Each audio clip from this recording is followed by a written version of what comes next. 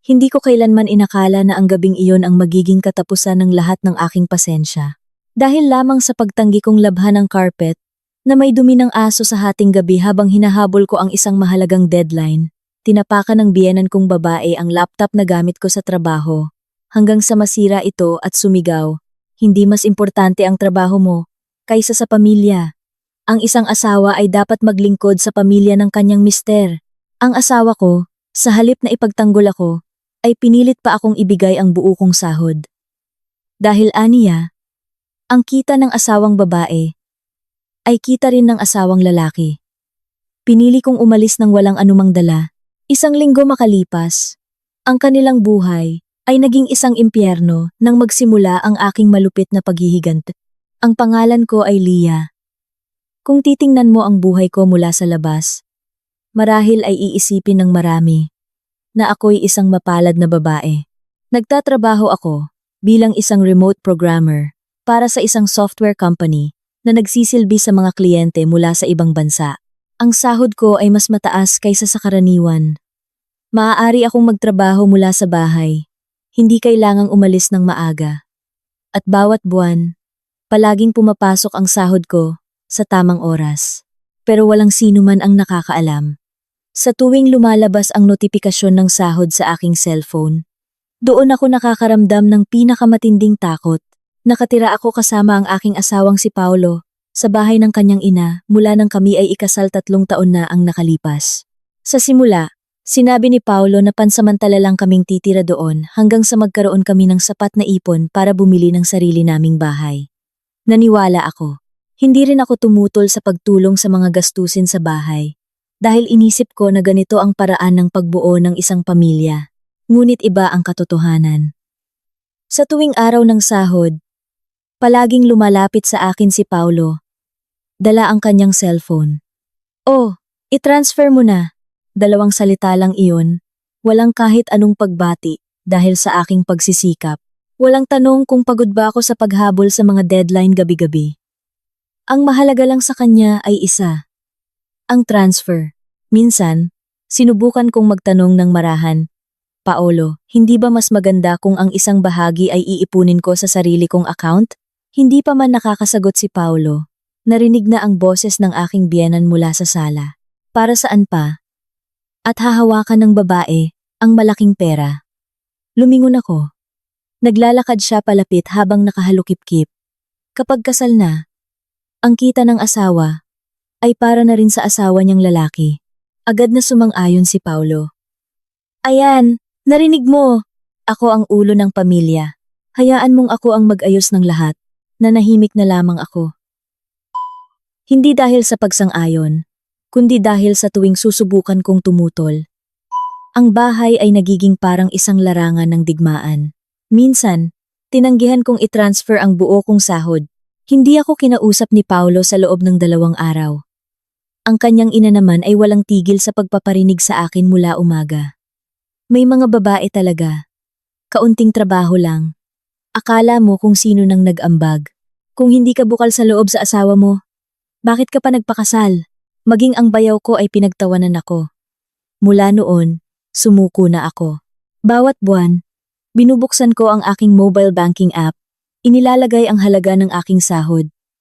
At pagkatapos, ay itatransfer ang halos lahat nito sa account ni Paulo. Sa 150,000 na kinikita ko, ang bumabalik lang sa akin ay 10,000. "Sapat na yan, di ba?" sabi ni Paulo habang inaabot ang pera. "Para sa pambili mo ng skincare. At kung ano-anong gusto mo." Tumango na lang ako. Ngunit ang perang iyon ay madalas na ubos na bago pa man matapos ang buwan. Kung kailangan kong bumili ng isang bagay para sa aking trabaho, tulad ng bagong mouse o headphone dahil nasira na ang luma, kailangan ko munang magpaalam. "Paolo, sira na ang headset ko. Kailangan ba talagang bumili ngayon?" "Oo, para sa meeting." Huminga ng malalim si Paulo, na para bang humihingi ako ng isang bagay na napakamahal. "Sige, pag-iisipan ko." Samantalang ang perang hawak niya ay galing mismo sa aking pinaghirapan. Ang kabalintunaan ay, iniisip ng lahat na si Paulo ang lalaking sumusuporta sa buong pamilya. Sa tuwing may darating na kapitbahay, palaging buong pagmamalaking sinasabi ng aking biyenan. Buti na lang, at nariyan si Paulo. Lahat ng pangangailangan sa bahay ay sagot ng anak ko. Ngumingiti lang ako ng bahagya. Hindi man lang niya nabanggit ang pangalan ko. Samantalang ang hulog sa kotse ay binabayaran mula sa sahod ko. Ang bayarin sa kuryente ay galing sa sahod ko. Ang internet sa bahay na ginagamit ko sa pagtatrabaho ay binabayaran din mula sa sahod ko. Ang matrikula ng aking bayaw ay galing sa sahod ko. Maging ang maliit na puhunan para sa negosyo ng biyanan ko ay galing din sa aking sahod. Ngunit lahat ng iyon ay laging lumalabas sa pamamagitan ng account ni Paulo. Kaya sa mata ng lahat, ako ang babaeng nakaupo lang sa harap ng laptop, habang si Paulo ang bayani ng pamilya. Minsan gusto kong ipagtanggol ang sarili ko. Gusto kong sabihin na hindi totoo ang lahat ng iyon. Ngunit sa tuwing nakikita ko ang mukha ni Paulo, muli kong pinipigilan ang aking sarili. Umaasa pa rin ako na baka isang araw ay magbago siya. Baka isang araw ay pahalagahan niya ang lahat ng aking mga sakripisyo. Sa kasamaang palad, ang pag-asang iyon ang nagpatagal sa akin nang sobra sa sitwasyong iyon. Ang aking mga araw ay hindi kailanman naging tunay na payapa. Sa umaga, kailangan kong magtrabaho. Harapin ang mga pulong kasama ang mga kliyente mula sa ibang bansa. Sa tanghali, inuutusan ako ng aking biyenan na magwalis, magmop, maghugas ng pinggan, at magluto dahil ayon sa kanya, nakaupo lang ako sa harap ng laptop. Kung sasabihin kong nagtatrabaho ako, palaging pareho ang sagot. Mamaya na yung trabaho. Mas importante ang bahay. Ang pinakamasakit ay hindi ako kailanman ipinagtanggol ni Paulo. Sa tuwing magrereklamo ako na naaabala ang aking trabaho, palaging maikli ang sagot niya. Pinapatulong ka lang naman ni Mama saglit, samantalang ang saglit na iyon ay madalas na nagiging ilang oras. Nasanay na akong magtrabaho hanggang hating gabi para habulin ang mga trabahong naantala dahil sa pagsisilbi sa buong sambahayan. Hanggang sa dumating ang isang proyekto na maaaring magbago ng aking karera. Pinagkatiwalaan ako ng aking boss na hawakan ang pinakamalaking kliyente ng taon.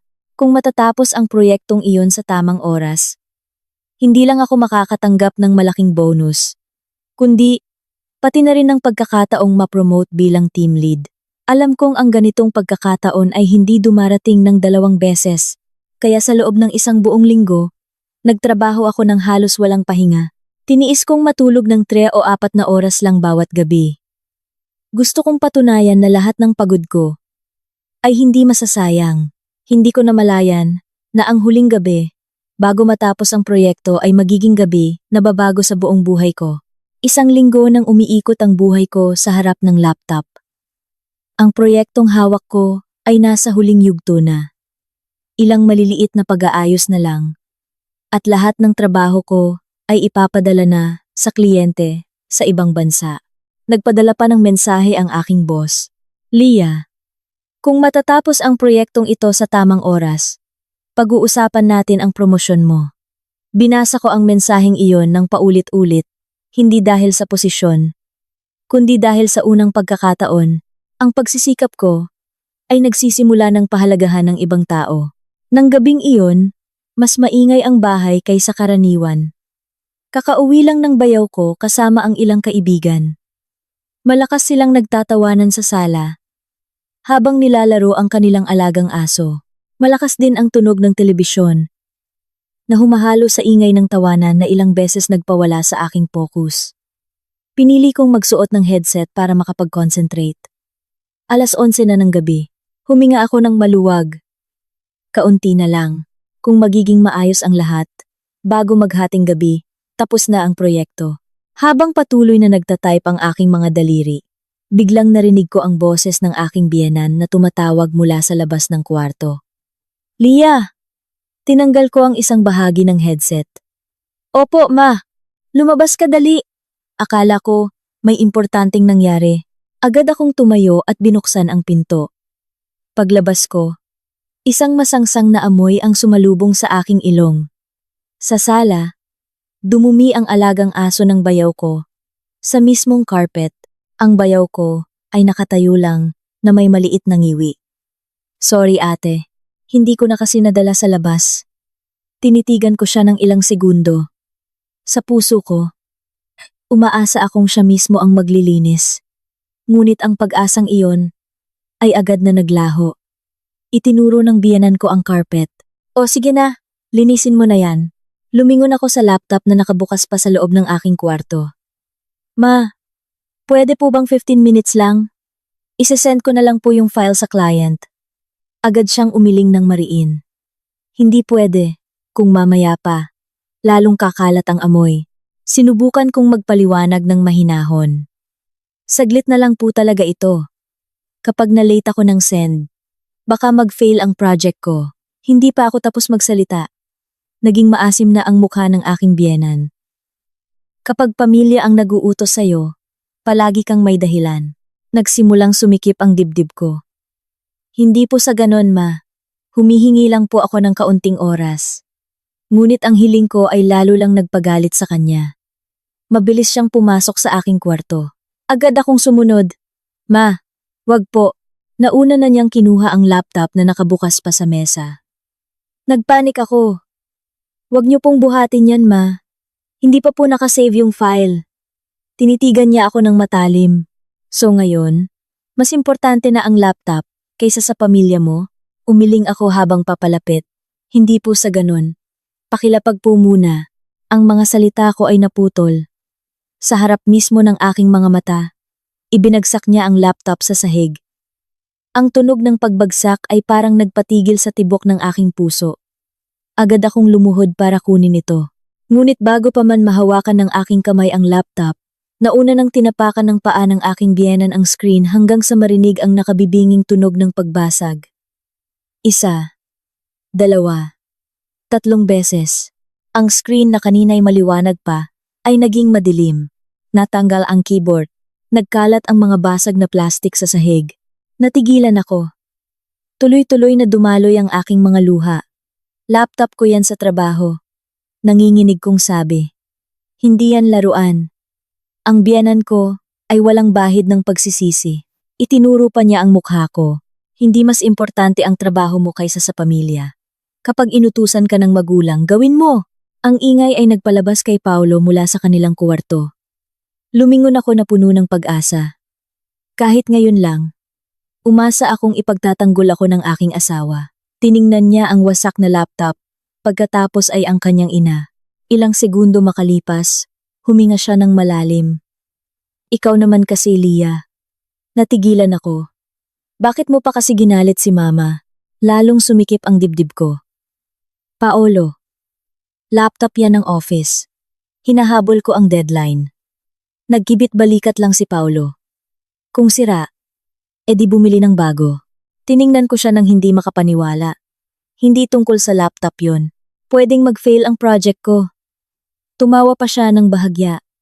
Madali lang maghanap ng trabaho ang programmer. Saka laptop lang yan. Ang asawang babae. Dapat magsilbi sa pamilya ng asawa niya.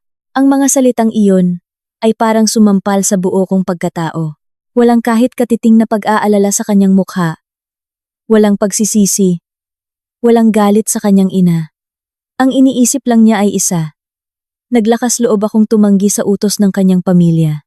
Pinagmasdan ko ang laptop na wala ng hugis. Lahat ng overtime, lahat ng pagsisikap, lahat ng pag-asa na ma-promote. Tila gumuho kasama ng mga basag na piraso ng screen sa sahig. Dahan-dahan akong tumayo. Hindi na ako umiiyak. Ewan ko kung bakit. Pero tumigil ang mga luha ko nang makita ko ang mukha ng aking asawa na walang anumang pagsisisi. Nang gabing iyon, pumasok ako sa kwarto ng walang imik. Kinuha ko ang maleta na matagal nang nakatago sa ibabaw ng aparador at sinimulang tiklupin isa-isa ang aking mga damit. Sa labas ng kwarto, naririnig ko pa rin silang nag-uusap na parang walang nangyari. Walang sinumang kumatok sa pinto. Walang sinumang sumubok na humingi ng tawad. Talagang naniniwala silang mananatili ako. Tulad ng dati. Samantalang ng gabing iyon, sa unang pagkakataon mula nang ako'y ikasal, Tuluyan nang nagpasya ang puso kong humiwalay sa pamilyang iyon. Umalis ako sa bahay na iyon habang madilim pa ang langit. Isang maliit na maleta ang hawak ng kanang kamay ko, habang ang bag na dati kong daladala para sa trabaho ay mas magaan na ngayon dahil wasak na ang aking laptop. Kakatuwa, pero ang mga hakbang ko ay mas magaan kaysa dati. Walang humabol sa akin, walang tumawag sa pangalan ko. Ang pinto ng bahay ay agad na isinara pagkalabas ko ng bakuran. Tumigil ako sandali sa gilid ng kalsada at tumingala sa langit. Sa loob ng 3 taon ng pagiging kasal, ngayon ko lang naramdaman na tunay akong nag-iisa. Ngunit sa unang pagkakataon din, naramdaman kong malaya ako. Nag-book ako ng taxi papunta sa bahay ng kaibigan kong si Ana. Siya lang ang tanging taong pumasok sa isip ko. Sa buong biyahe, ilang beses nag-vibrate ang aking cellphone. Akala ko si Paulo, tumatawag para humingi ng tawad. Ngunit hindi pala. Ang unang mensahe ay maikli. Hanggang kailan ka magtatampo? Tiningnan ko lang ang screen nang hindi sumasagot. Ilang minuto ang lumipas. May pumasok na isa pang mensahe. Kung pagod ka na, umuwi ka na. Huwag mong ipahiya ang pamilya. Mapait akong napangiti. Kahit pagkatapos ng lahat ng nangyari, ang iniisip pa rin niya ay ang kanyang pride. Pagdating ko sa apartment ni Ana, sinalubong niya ako ng isang mainit na yakap. Diyos ko, Leah, anong nangyari sa'yo? Hindi ako makasagot. Ang mga luhang pinigilan ko mula kagabi ay biglang bumuhos. Hindi nagtanong ng marami si Ana. Tinabihan niya lang ako. Hanggang sa medyo kumalma ako. Matapos marinig ang buong kwento ko, nag-iba ang mukha niya sa galit. Bakit ngayon ka lang umalis? Pinunasan ko ang aking mga luha. Siguro dahil masyado akong matagal na umasa na magbabago sila.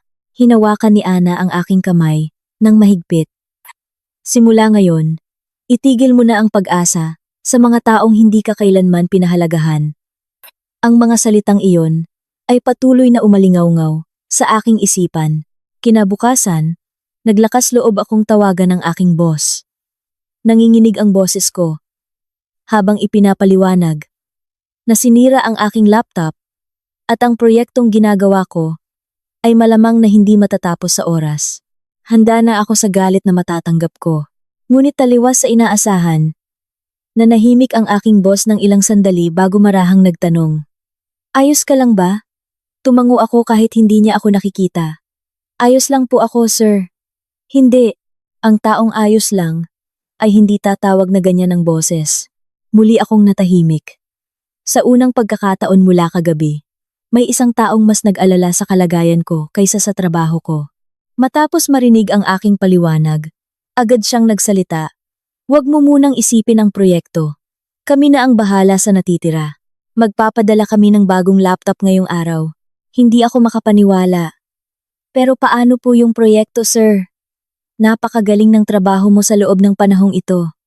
Ang isang insidenteng tulad nito ay hindi buburahin ang lahat ng iyong pinaghirapan. Natapos ang tawag na iyon na may ibang uri ng luha. Hindi dahil sa lungkot, kundi dahil sa wakas ay naramdaman kong pinahahalagahan ako bilang isang tao. Samantala, sa bahay ni Paulo, ibang-iba ang sitwasyon. Noong umagang iyon, nagluluto pa rin ang aking biyanan tulad ng dati. Nasabi pa niya, mamayang hapon, uuwi rin yan. Tumawa lang si Paulo. Oo ma, saan pa ba yun pupunta? Hindi yun maglalakas loob na umalis ng matagal. Sumabat din ang bayaw ko. Kapag naubusan na yan ng pera, babalik din yan mag-isa. Talagang naniniwala silang wala akong ibang pagpipilian, kundi bumalik. Lumipas ang araw, wala silang natanggap na balita mula sa akin. Dumating ang ikalawang gabi. Sinubukan na ni Paulo na tumawag. 1, 2, 3 beses. Hindi ko sinagot. Nagsimula siyang magpadala ng mensahe. Tapos ka na bang magtampo? Hindi ko ni-replyan. Ilang oras ang lumipas. Bukas, umuwi ka na. Mag-usap tayo ng maayos. Hinayaan kong makita niyang nabasa ko ito nang walang sagot. Ang aking pananahimik ay nagsimulang magdulot ng kaba kay Paulo. Ngunit sinusubukan pa rin niyang kumbinsihin ang kanyang sarili. Uuwi rin yan. Paulit-ulit niyang sinasabi iyon, na para bang sa pag-uulit nito ay magbabago ang katotohanan. At dumating ang araw na laging hinihintay ni Paulo tuwing simula ng buwan, araw ng sahod. Mula umaga, ilang beses niyang binuksan ang kanyang mobile banking app. Naghihintay na madagdagan ang numero sa kanyang account tulad ng dati. 10:00 ng umaga. Wala pa. 12:00 ng tanghali. Blanko pa rin. Pagsapit ng 3:00 ng hapon, nagsimula na siyang kumunot noo. Kakaiba. Karaniwan bago magtanghali, pumasok na ang pera. Ang biyenan ko, na nakakita kay Paulo na pabalik-balik, ay nagtanong, "Hindi pa pumapasok?" Umiling si Paulo. Baka may problema lang sa sistema ng bangko. Lumipas ang hapon at dumating ang gabi. Pareho pa rin ang balanse ng kanyang account. Doon na ako tinawagan ni Paulo ng paulit-ulit, ngunit hindi ko pa rin sinagot. Hindi nagtagal, may mensahe mula sa kanya. "Nasaan na? Yung transfer." Binasa ko ang mensaheng iyon na may mapaklang ngiti. Hindi balita tungkol sa kalagayan ko. Hindi paghingi ng tawad. Ni hindi man lang tanong kung kumain na ba ako.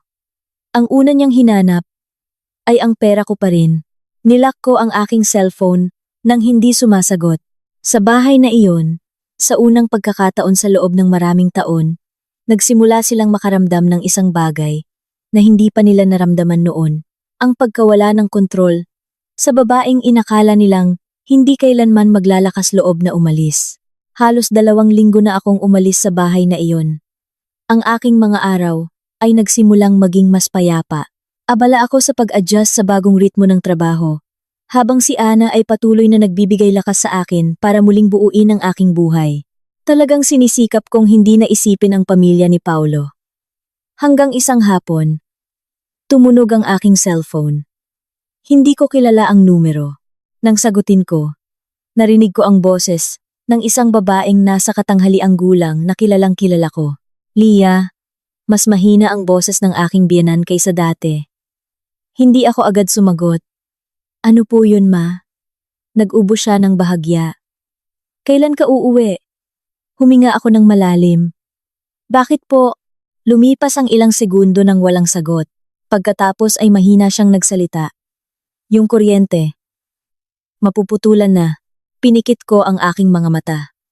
Dati, kung may ganitong bayarin, agad kong bubuksan ang banking app nang walang maraming tanong. Ngunit ngayon, nanahimik lang ako. Muli siyang nagsalita. "Yung tubig hindi pa rin nababayaran. Nanghiram muna ako sa kapitbahay kahapon." Pinili ko pa ring manahimik. Marahil sa unang pagkakataon mula nang makilala niya ako, napagtanto niyang hindi na malulutas ang lahat ng problemang iyon sa pamamagitan lang ng pag-uutos sa akin. Ibinaba niya ang telepono nang hindi naririnig ang aking sagot. Kinagabihan, si Paulo naman ang tumawag. Pagkasagot ko, sa halip na humingi ng tawad, galit ang tono niya. "Sinadya mo ba to?" Ibig kong sabihin, bakit mo itinigil ang transfer? Ngumiti ako ng bahagya. "Sahod ko." "Yon." "Oh, ano ngayon?" Ang sagot ni Paulo ay talagang nagpatawa sa akin nang mapakla sa loob ng mga taong ito. Para naman talaga yan sa pamilya.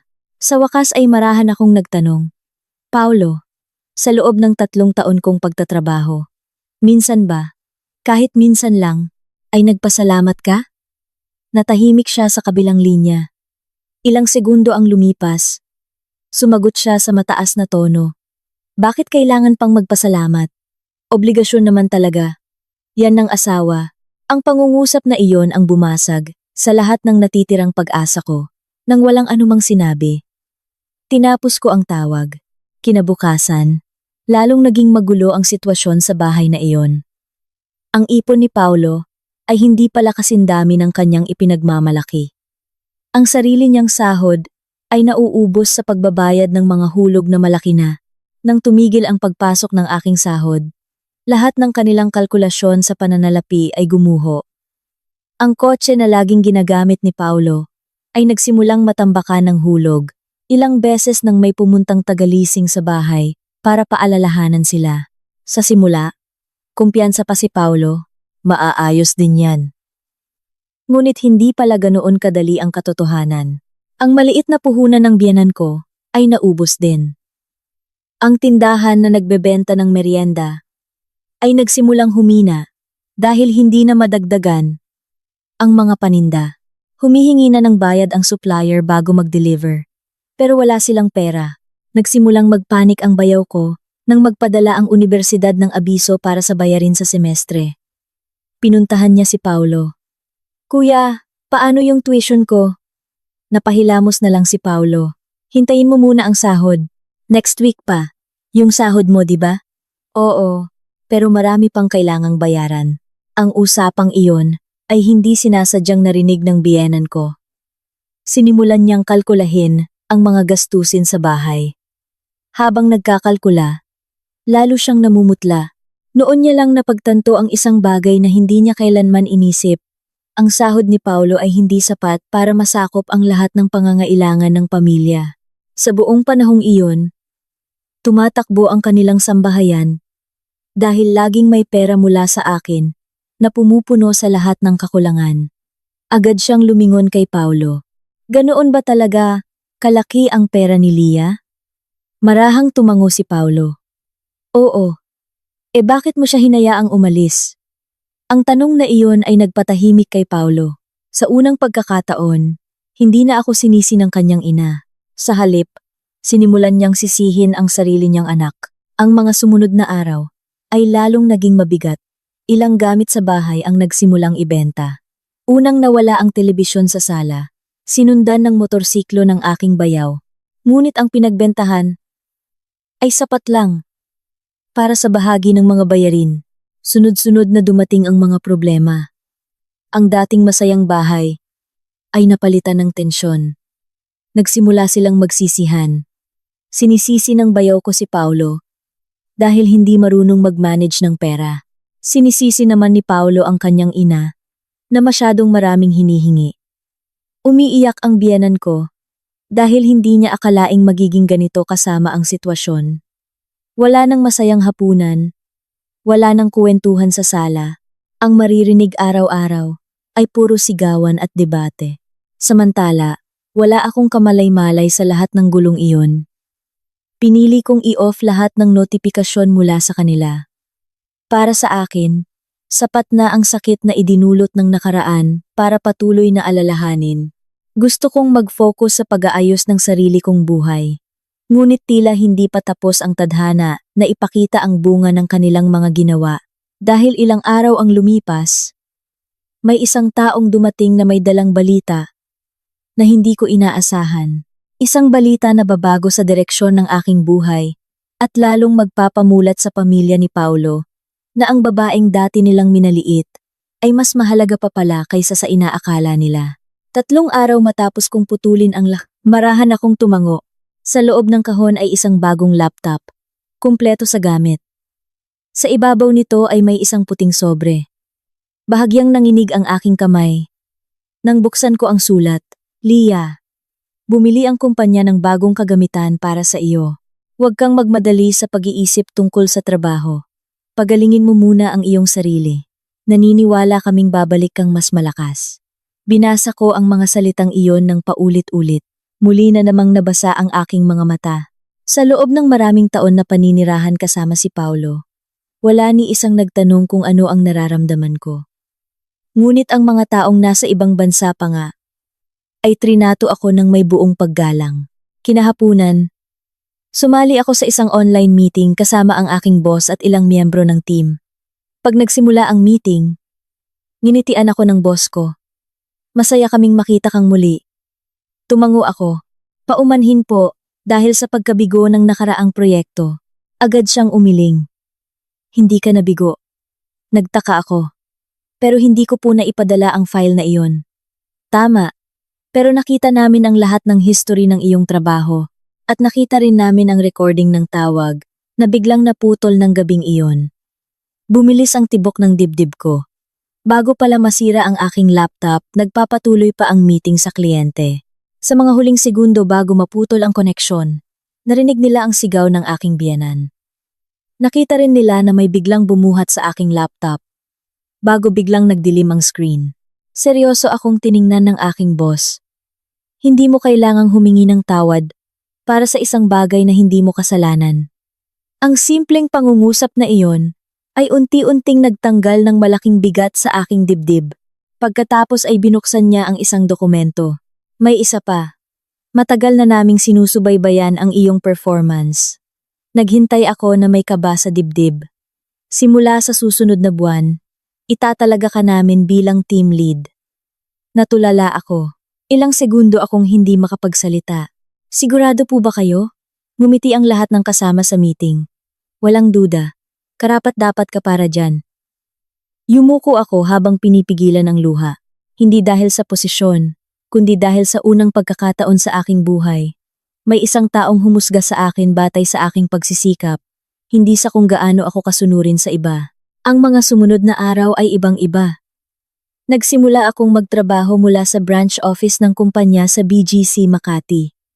Tuwing umaga, umaalis ako na may magaan na pakiramdam.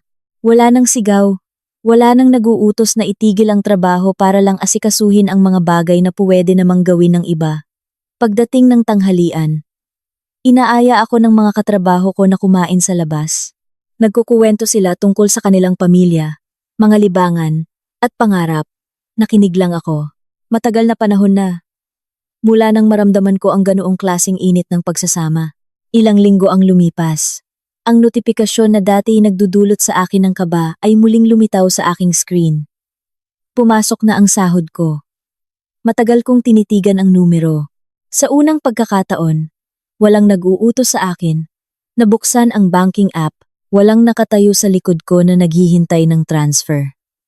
Walang nagsasabi na, ang perang iyon ay hindi sa akin. Naupo lang ako ng tahimik, ngumiti, at ginawa ang isang bagay na dati imposible. Nag-transfer ako ng isang bahagi ng pera sa aking sariling savings account. Ang natira ay ginamit ko para bayaran ang upa sa isang maliit na apartment na hindi kalayuan sa opisina. Simple lang ang apartment, may isang kwarto, maliit na kusina, at isang maliit na balkonahe na nakaharap sa kalsada. Ngunit para sa akin, mas marangya pa ito kaysa sa malaking bahay na dati kong tinitirhan. Dahil doon, walang pumipilit sa akin na ibigay ang bunga ng aking pinaghirapan. Sa unang araw ko sa apartment, bumili ako ng isang bagong mesa. Inayos ko ang laptop, monitor, at ilang maliliit na halaman sa isang sulok. Pagkatapos ay naupo ako, pinagmasdan ang lahat, at ngumiti. Walang mamahaling gamit, walang magagarang kasangkapan, ngunit bawat bagay sa kwartong iyon ay binili ko mula sa sarili kong pawis. Nang gabing iyon, nagluto ako ng simpleng instant noodles. Kumain akong mag-isa sa maliit na mesa malapit sa bintana. Ewan ko kung bakit, pero mas masarap ito kaysa sa pagkain. Kasama ang pamilyang tiningnan lang ako. Bilang isang ATM, ilang araw ang lumipas, dumalaw si Ana. Tiningnan niya ang bago kong apartment at ngumiti ng malapad. Lia, ngayon lang kita nakitang ganito kapayapa. Ngumiti rin ako. Siguro dahil sa wakas, nabubuhay na ako para sa sarili ko. Dahan-dahang tumango si Ana. Alam mo ba? Minsan, doon lang napapansin ng mga tao ang halaga ng isang tao kapag nawala na ito sa kanila. Hindi ako sumagot dahil sa kaibuturan ng puso ko. Alam kong totoo ang sinabi niya. Ngunit wala na akong pakialam kung kailan ito mapagtatanto ng pamilya ni Paulo. Ang focus ko ngayon ay hindi ang makita silang bumagsak, kundi ang siguraduhing hindi na ako muling mahuhulog sa parehong hukay. Hindi ko alam na habang ang buhay ko ay nagsisimulang umayos, inihahanda pala ng tadhana ang isang pagkikitang hindi ko inaasahan. Isang pagkikita na magpapagsisi kay Paulo sa bawat salitang lumabas sa kanyang bibig, sa harap mismo ng maraming tao. 6 na buwan ang lumipas mula nang lisanin ko ang bahay na iyon. Ang buhay ko ay nagbago ng higit pa sa aking inaasahan. Bilang team lead, halos linggo-linggo akong dumadalo sa mga pulong kasama ang iba't ibang kumpanyang partner ng aming pinagtatrabahuhan. Ang pangunahing tungkulin ko ay hindi lang tiyakin na maayos ang takbo ng proyekto, kundi suriin din kung aling kumpanya ang karapat-dapat na makasama para sa susunod na kontrata. Ang trabahong ito ay nangangailangan ng masusing pagsusuri. Kailangan kong humusga batay sa datos, kalidad ng trabaho, pagiging nasa oras, at profesionalismo. Hindi batay sa damdamin. Isang Lunes ng umaga, nilapitan ako ng sekretarya ng team dala ang ilang folder. Ma'am Lia, mamayang tanghali po ay may taunang pagsusuri tayo sa isa sa mga logistics vendor. Binuksan ko ang folder. Sa unang pahina, nakasulat ang pangalan ng isang kumpanyang pamilyar sa akin. Kumunot ang noo ko. Hindi ba't ito ang kumpanyang pinagtatrabahuhan ni Paulo? Huminga ako ng malalim. Ilang buwan na akong walang balita sa kanya. Hindi ko na rin sinubukang alamin kung ano ang nangyayari sa buhay niya. Para sa akin, lahat ng iyon ay nakaraan na. Isinara ko ang folder. Sige, ihanda ang meeting room ng alauna. Pagsapit ng tanghali, isa-isang pumasok ang mga kalahok sa meeting room. Nakaupo na ako sa unahan, kasama ang ilang miyembro ng aking team. Sa mesa ay nakalatag ang mga ulat sa performance ng vendor sa loob ng isang taon. Ilang minuto ang lumipas. Bumukas ang pinto ng meeting room. Tumingala ako. Biglang napatigil sa paglakad ang isang tao nang makita ako. Si Paulo. Namutla ang kanyang mukha. Nanlaki ang mga mata, na parang hindi makapaniwala sa nakikita. Samantala, tinitigan ko lang siya ng ilang segundo bago ibinalik ang tingin sa dokumento sa aking harapan. Walang galit, walang mapanuksong ngiti. Kumilos ako na parang isang estranghero ang kaharap ko. Nakatayo pa rin si Paulo na parang bato. Kinanti siya ng isa niyang kasamahan. Tara, pasok. Doon lang siya naglakad, nang matigas patungo sa upuan ng mga kalahok. Sa buong pulong, pareho ang tono ng pananalita ko sa lahat ng vendor. Walang espesyal na trato. Pinahintulutan ko silang ipakita ang kanilang ulat, ipaliwanag ang mga target na naabot at ang plano para sa susunod na taon. Nang turn na ng kumpanya ni Paulo, biglang naging awkward ang lahat. Kitang-kita kong ilang beses na wala sa focus si Paulo. Nanginginig pa ang kanyang kamay habang pinapalitan ang slide ng presentasyon. Kalmado akong nakinig. Pagkatapos ng presentasyon, binuksan ko ang ulat ng pagsusuri na inihanda ng audit team. Salamat sa inyong presentasyon. Subalit, may ilang mga tala kaming nakita. Isa-isa kong binanggit, mga pagkaantala sa paghahatid, tumaas na reklamo ng customer, ilang target sa serbisyo na hindi naabot. Lahat ng datos ay galing sa opisyal na ulat ng kumpanya. Wala akong sariling gawa, nakayuko lang si Paulo. Alam kong umaasa siyang babaliwalain ko ang lahat ng pagkukulang na iyon. Ngunit sa simula pa lang, nangako na ako sa sarili ko. Hinding-hindi ko paghahaluin ang trabaho at personal na usapin. Tumagal ng halos 2 oras ang pulong. Matapos ang lahat ng talakayan, tumayo ako. Ang pinal na desisyon ay ipapaalam namin matapos masuri ang lahat ng vendor. Nagsimulang umalis ang mga kalahok. Palabas na sana ako nang may marahang tumawag sa pangalan ko. Lia. Huminto ako. Nakatayo si Paulo ilang hakbang sa likuran ko. Ibang-iba ang itsura niya kumpara noong 6 na buwan na ang nakalipas. Mas payat ang kanyang katawan. Ang mga mata niya ay puno ng pagod. Pwede ba tayong mag-usap sandali? Tiningnan ko ang relo ko. 10 minuto. Naglakad kami. Patungo sa isang maliit na receiving area malapit sa lobby. Saglit na walang nagsalita. Nahihirapan si Paulo magsimula. Hindi ko akalaing dito ka nagtatrabaho. Tumango lang ako. Congratulations. Awkward ang pagkakasabi niya noon. Na para bang sinabi lang dahil hindi alam ang sasabihin. Hindi nagtagal. Yumuko siya. Gusto kong humingi ng tawad. Nanatili akong tahimik. Nagkamali ako. Sana noon pa lang. Pinakinggan na kita. Sa unang pagkakataon mula nang maghiwalay kami, inamin ni Paulo ang kanyang pagkakamali. Ngunit ewan ko, hindi na kumibo ang puso ko. Ang paghingi ng tawad na dati kong inaasam-asam ay parang huli na. Narinig ko na. Maikli kong sagot. Muli siyang tumingin sa akin. Magulo na talaga ang bahay. Si Mama. Laging may sakit. Si Bunso, hindi pa tapos mag-aral. Ako rin, maraming problema sa opisina. Hindi ako sumabat. Lahat ng iyon ay hindi ko na responsibilidad. Huminga ng malalim si Paulo. Ngayon ko lang napagtanto. Masyado pala akong umasa sa'yo. Tiningnan ko siya ng kalmado. Hindi ka umasa, sanay kang kunin ang isang bagay na hindi sa'yo. Napatahimik si Paulo sa sinabi ko. Wala siyang maikakaila. Dahil iyon ang katotohanan. Sa loob ng maraming taon, itinuring niyang pag-aari niya ang aking pinaghirapan. Samantalang hindi ko naman iyon ibinigay ng kusa. Napilitan lang akong laging magparaya. Ilang segundo ang lumipas, tumunog ang cellphone ko. Magsisimula na ang susunod kong pulong. Tumayo ako. Paumanhin, kailangan ko nang bumalik sa trabaho. Ilang hakbang pa lang ako. Narinig ko ulit ang boses ni Paulo. Lia. Pakiusap. Huwag ninyong putulin ang kontrata ng kumpanya namin. Tiningnan ko siya ng walang ekspresyon. At sumagot ng mahinahon. Ang kapalaran ng kumpanya ninyo ay hindi idinidikta ng ating nakaraan, kundi ng kalidad ng trabahong ibinibigay ninyo. Pagkatapos kong sabihin iyon, naglakad na ako palayo nang hindi lumilingon. Sa likuran ko, nakatayo pa ring parang bato si Paulo, at sa unang pagkakataon sa kanyang buhay, lubusan niyang naunawaan kung ano ang pakiramdam na balewalain ng isang taong dati niyang laging minamaliit. 2 linggo matapos ang pulong na iyon, natapos na ang lahat ng pagsusuri.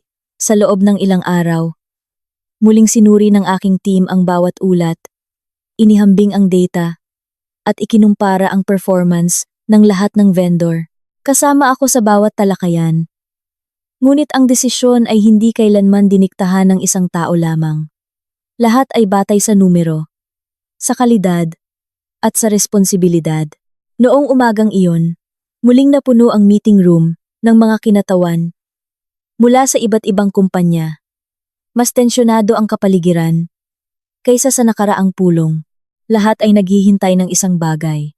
Aling kumpanya ang makakakuha ng renewal ng kontrata? Binuksan ko ang folder sa aking harapan. Tapos na ang pagsusuri. Salamat sa lahat ng kumpanya na naging propesyonal sa prosesong ito. Natahimik ang buong silid. Isa-isa kong binasa ang mga pangalan ng kumpanya. Ang ilan ay nakakuha ng renewal. Ang ilan ay binigyan ng pagkakataong ayusin ang kanilang performance sa loob ng 3 buwan. Hanggang sa dumating ang pangalan ng kumpanyang pinagtatrabahuhan ni Paulo, huminga ako ng malalim. Batay sa resulta ng pagsusuri sa loob ng 1 taon, nagpasya ang aming kumpanya na hindi na i-renew ang pakikipagtulungan para sa susunod na panahon. Walang anumang ingay. Nagtinginan lang ang lahat. Si Paulo, na nakaupo sa likuran, ay dahan-dahang yumuko. Alam na niyang darating ang desisyong iyon. Ngunit masakit pa ring marinig ito. Nang direkta, ipinagpatuloy ko ang paliwanag tungkol sa resulta ng audit. Pagkaantala sa paghahatid, maraming reklamo mula sa mga customer, hindi pag-abot sa mga target. Lahat ay malinaw na nakatala. Walang anumang dahilan na may kinalaman sa aking personal na relasyon kay Paulo. Pagkatapos ng pulong, nagsimulang mag-alisan ang mga kalahok. Nag-aayos pa lang ako ng mga dokumento nang lapitan ako ng aking sekretarya. Ma'am Lia, may gustong kumausap sa inyo. Tumango ako. Sige, papasukin mo. Ilang sandali, pumasok si Paulo. Ngunit ngayon, hindi siya nag-iisa. Sa likod niya ay nakatayo ang kanyang ina at kapatid. Natigilan ako ng ilang segundo. Ito ang unang pagkakataon na nakita ko sila mula ng gabing wasakin ang aking laptop. Mas tumanda ang itsura ng aking biyenan. Mas malinaw na ang mga kulubot sa kanyang mukha. Hindi na kasing talim ng dati ang kanyang tingin. Dahan-dahan siyang lumapit. Lia! Nanginginig niyang sabi. Nanatili ako sa aking kinatatayuan. Bigla niyang pinagsaklop ang kanyang mga palad. Nandito si Mama para humingi ng tawad. Natahimik ang buong silid. Tiningnan ko ang babaeng paulit-ulit na nang maliit sa akin. Ang babaeng nagsabing, walang halaga ang trabaho ko. Ngayon, hindi niya man lang magawang tumingin sa aking mga mata. Ang ginawa ko noon. Mali. Naintindihan ko lang nang mawala na ang lahat. Hindi nagtagal. Tumulo ang kanyang mga luha. Akala ko laging may pera. Akala ko mananatili ka pa rin. Nagkamali pala ako. Nakikinig ako ng hindi sumasabat. Pagkatapos, lumapit ang bayaw ko. Ate, sorry din po. Palagi akong humihingi ng pera. Nang hindi iniisip kung sino ang naghahanap buhay. Mahina ang kanyang boses. Hindi man lang siya makatingin. Muling natahimik ang silid. Sa huli, si Paulo ang lumapit sa unahan. Inilabas niya ang isang brown na sobre mula sa kanyang bag. Nakaipon ako ng pera. Hindi gaanong kalaki. Pero pambayad sa laptop mo. Tiningnan ko ang laman ng sobre. Ilang piraso ng pera na maayos na nakasalansan. Marahil ay resulta ng ilang buwang pag-iipon. Inabot niya ito sa akin. Pakiusap. Tanggapin mo. Marahan akong umiling. Hindi ko kailangan ng perang yan. Pero pinutol ko ang kanyang sasabihin. Ang laptop. Pwedeng palitan. Pero ang dignidad ko, na tinapakan ninyo, ng gabing iyon, hinding-hindi mabibili. Walang sinuman sa kanila ang nakasagot. Ipinagpatuloy ko ang aking sinasabi. Sa loob ng maraming taon, nagtrabaho ako. Hindi dahil sa kuripot ako. O dahil gusto kong purihin. Gusto ko lang pahalagahan bilang isang kapareha. Hindi bilang isang ATM. Muling umagos ang luha ng aking biyenan. Dahan-dahan siyang lumuhod sa aking harapan. Lia, pakiusap. Umuwi ka na. Pangako. Magbabago na ang lahat. Nang makita iyon, yumuko rin si Paulo. Ako rin. Magsimula tayo ulit. Ang pera mo ay mananatiling sayo. Hindi ko na uulitin. Tiningnan ko sila ng salitan. Kung nangyari ito 6 na buwan na ang nakalipas, baka niyakap ko na sila habang umiiyak. Baka naniwala ako sa lahat ng pangako nila. Ngunit, ang babaeng nakatayo ngayon ay hindi na ang dating Lia. Ngumiti ako ng bahagya. Pinapatawad ko na kayo. Biglang nag-angat ng tingin ang 3 mukha sa harap ko. Ngunit ang kanilang mga ngiti ay panandalian lamang dahil ipinagpatuloy ko ang aking sinabi. Pero ang pagpapatawad ay hindi nangangahulugang pagbabalik. Muli silang natahimik. May mga sugat na naghihilom. Mayroon ding tiwala na kapag nasira, hinding-hindi na mabubuo muli. Dahan-dahan kong itinulak pabalik ang sobrang inabot ni Paulo. Itago niyo ang perang yan. Mas kailangan ninyo yan. Kinuha ko ang aking bag. Bago ako lumabas, huminto ako saglit. Sa susunod, kung pagkatiwalaan kayo ng Diyos ng isang mabuting tao, huwag niyo nang hintaying mawala pa siya, bago ninyo matutunang pahalagahan. Umalis ako sa silid na iyon, nang hindi na lumingon pa. Sa likuran ko, wala nang maririnig na pakiusap. Ang natira na lamang ay ang iyak ng pagsisisi. At sa unang pagkakataon, mula nang magsimula ang lahat, tunay kong naramdaman na nagtagumpay ako sa aking buhay. Hindi dahil nagantihan ko sila, kundi dahil sa wakas, hindi ko na hinayaang sinuman ang magtakda ng aking halaga. Pagkatapos ng araw na iyon, hindi ko na muling nakita si Paulo o ang kanyang pamilya.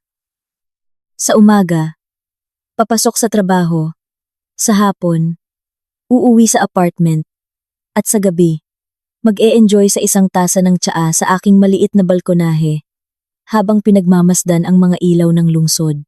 Simple lang ang buhay ko. Ngunit bawat araw ay mas payapa kaysa sa maraming taon na aking pinagdaanan. Hindi na ako nabubuhay sa takot. Hindi na naghihintay ng sigaw. Hindi na kinakabahan tuwing tumatanggap ng sahod. Lahat ng iyon ay bahagi na lang ng nakaraan. Isang hapon, pinuntahan ako ni Ana sa opisina. Nagpasya kaming dumaan sa isang coffee shop malapit sa gusali. Habang nag-uusap, biglang inilabas ni Ana ang kanyang cellphone. Lia, nakita ko yung dati ninyong kapitbahay kanina. Ngumiti lang ako. Huminga ng malalim si Ana. Naibenta na pala yung bahay nila. Natahimik ako. Sabi niya, lalo daw lumaki ang utang nila. Yung kotse, matagal na ring hinila. Yung nanay mo, yung biyenan mo, nagtitinda na raw ng mga prito sa harap ng inuupahan nilang bahay.